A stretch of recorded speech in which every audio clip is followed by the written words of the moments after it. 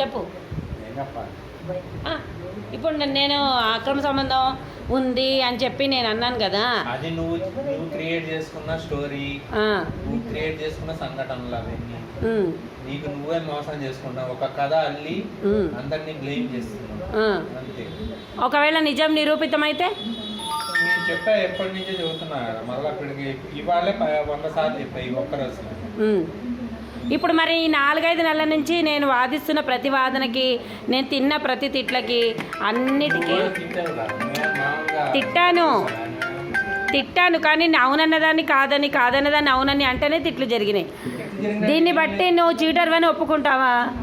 నిజం నిరూపితమైతే నువ్వు మోసగా అదే నువ్వు అట్లా కొట్టిపడేది ఉందని నేను అంటున్నా, లేదని నువ్వు అంటున్నావు. ఒకవేళ నిరూపితమైతే అయితే అయితే నిరూపితమైతే నిరూపితం కాదు, అసలు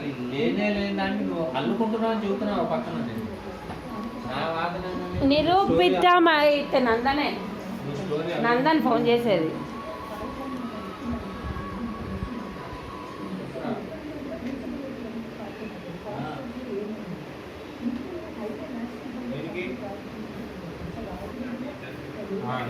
ఏముండద్దట చెప్పురా. వండలా? ఓకే. ఎప్పుడు వస్తావు నాయన? సరే, బండ్ల మీద జాగ్రత్త నాయన. సరే అయితే.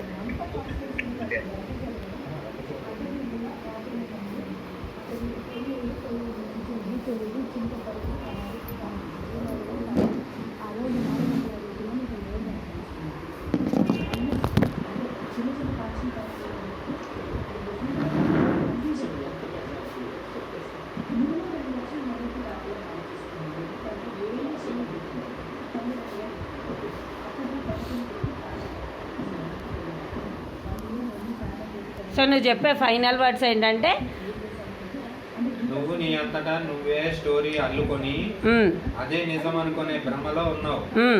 అది ఒకవేళ నిజమనేది నిరూపణ అయితే నువ్వేం చేస్తావు? నువ్వు అనుకున్నది నిజమా అని తేలినప్పుడు నేను ఏ శిక్షకైనా సిద్ధం.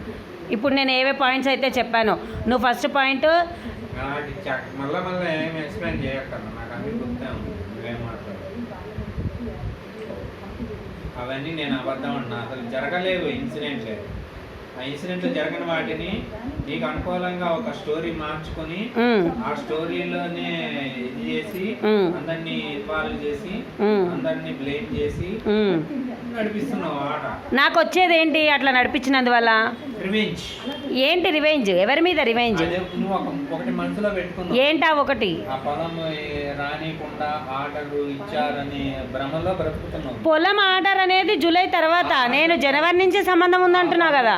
చెప్పట్లేదని దాన్ని అడ్డం పెట్టుకుని ఏదో డ్రామాలు ఆడుతున్నామేమని కలేసి ఒక స్టోరీ అల్లి ఆ స్టోరీతో పాపం గడుపుతున్నావు.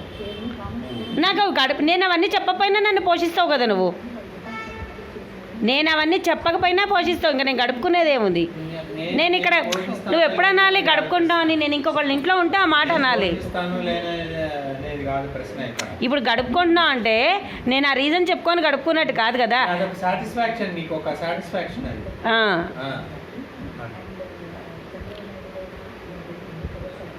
రివెంజ్ అనే సాటిస్ఫాక్షన్ లో బతుకుతున్నారు.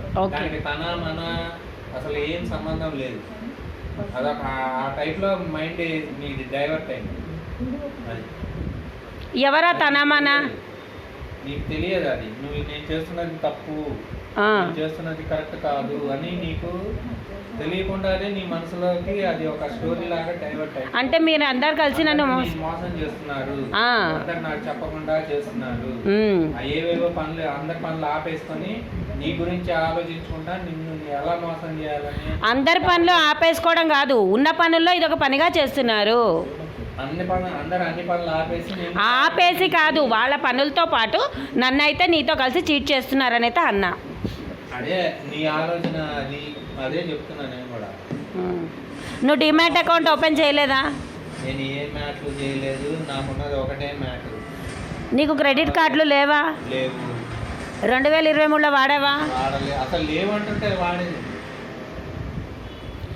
ఎస్బీఐ యోనో అకౌంట్ ఓపెన్ చేసావా? నాకున్నది ఒకటే.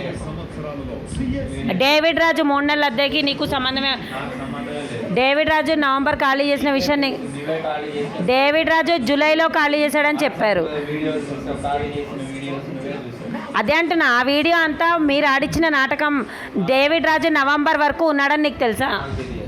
డేవిడ్ రాజు నవంబర్ వరకు 2023 నవంబర్ వరకు ఉన్నట్టు నీకు తెలుసా? నవంబర్ వరకు నాకు తెలియదు.